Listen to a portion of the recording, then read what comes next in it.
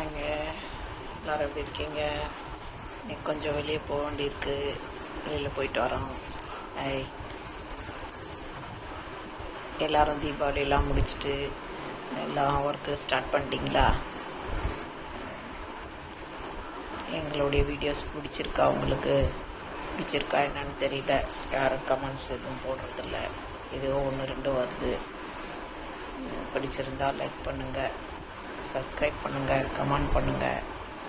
Organic gardening grandma and grandpa. கொஞ்சம் வெளியே போகலான் இருக்கோம். ஐங்க